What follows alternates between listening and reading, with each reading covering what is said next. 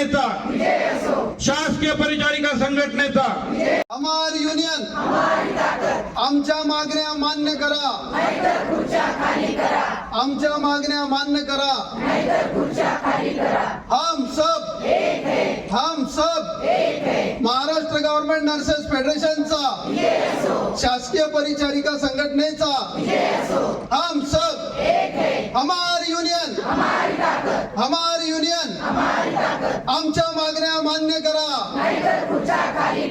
आमच्या मागण्या मान्य करा।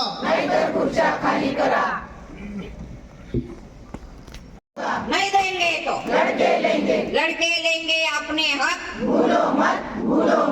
शासकीय परिचारिका एकजुटीचा, महाराष्ट्र गव्हर्नमेंट नर्सेस फेडरेशनचा, महाराष्ट्र गव्हर्नमेंट नर्सेस फेडरेशनचा हम सब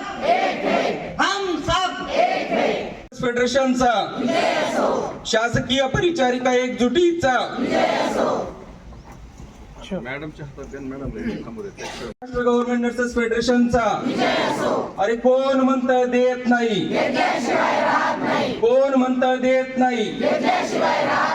ओ शासको होश में आके बात तो तुमको, न्याय तो तुमको नहीं देंगे तो, नहीं देंगे तो लड़के लेंगे हमारे हक, लड़के लेंगे हमारे।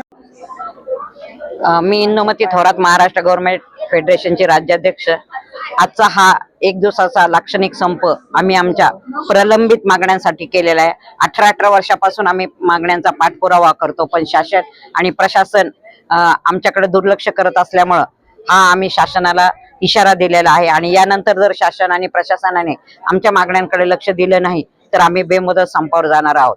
अनेक रिक्त पद आहेत, मेट्रन पासून तर ते ट्युटर, नंतर इंचार्ज सिस्टरचे मध्ये त्यांनी 1000 पद भरले, परंतु अजून घाटीमध्ये सुद्धा आज 21 ते 22 पद रिक्त आहेत। मेट्रनची 5-6 पद रिक्त आहेत। म्हणजे महाराष्ट्रामध्ये रिक्त पद ठेवली जातात। ट्युटरची 18 वर्षापासून रिक्त पद आहेत। या आणि अशा आमच्या अनेक मागण्या आहेत। त्यानंतर DHS मध्ये सरळ सेवेने भरती होऊन अधिपरिचारिका रुजू झालेल्या आहेत आणि आता 2 वर्षानंतर त्यांना पुन्हा परीक्षा देण्यात आहे। मग सरळ सेवेची परीक्षा तुम्ही घेतली कशासाठी? हे आणि असे जे जाचक नियम काही ठिकाणी केले जातात।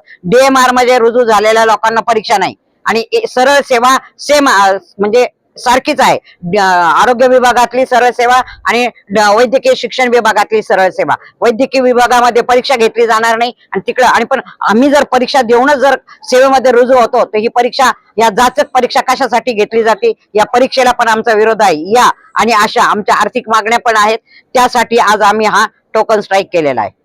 आंदोलन महाराष्ट्रामध्ये सुरू झालेलं आहे। या आंदोलनाचा फटका रुग्णसेवेवरती, या आंदोलनाचा फटका रुग्णसेवेला नक्की बसणार आहे। रुग्णांचे कुठले हाल होऊ नये ही आमची इच्छा आहे, परंतु मास कॅज्युअलिटी जर आली, समजा एकाच वेळेस पण